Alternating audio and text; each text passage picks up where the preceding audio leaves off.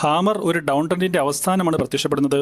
Hammer കാൻഡിൽസ്റ്റിക് എന്നത് stock മാർക്കറ്റിൽ പ്രൈസിൻ്റെ direction മാറുന്നുവെന്ന സൂചന നൽകുന്ന ഒരു ബുള്ളിഷ് റിവേഴ്സൽ പാറ്റേൺ ആണ്. ഹാമറിൻ്റെ ബോഡി യഥാർത്ഥത്തിൽ ചെറുതായിരിക്കണം.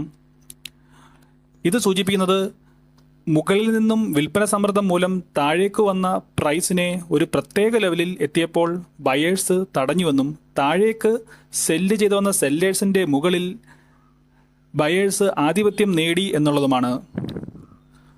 അതുകൊണ്ടാണ് വലിയ റെഡ് കളർ ബോഡി ചെറുതായി മാറുന്നത്. ഹാമറിൻ്റെ വിക്ക് എന്നത് ഹാമറിൻ്റെ ഹെഡിനേക്കാൾ കുറഞ്ഞത് ഇരട്ടി നീളമോ അതിൽ കൂടുതലോ ആയിരിക്കണം. സെല്ലേഴ്സിൻ്റെ മുകളിൽ ബയേഴ്സ് ആധിപത്യം നേടി എന്ന് ഇത് സൂചിപ്പിക്കുന്നു.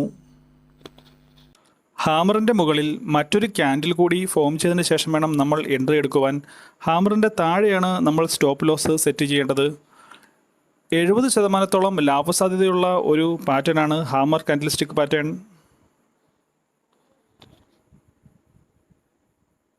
തീയതി 2024 ഏപ്രിൽ 22 ക്ലയൻസിൻ്റെ ഒരു ചാർട്ടാണ്. ഈ ചാർട്ടിൽ കാണിക്കുന്ന പോലെ പ്രൈസ് ഒരു പർട്ടിക്കുലർ ലെവൽ എത്തിയ ശേഷം താഴേക്ക് മൂവ് ചെയ്യുകയും താഴെ വന്നതിന് ശേഷം മാർക്കറ്റിൽ കറക്റ്റായിട്ട് ഒരു ഹാമർ കാൻഡിൽസ്റ്റിക് പാറ്റേൺ ഫോം ചെയ്യുകയും മാർക്കറ്റ് തുടർന്ന് ട്രെൻഡ് റിവേഴ്സായി മുകളിലേക്ക് പോവുകയും ചെയ്തിട്ടുണ്ട്.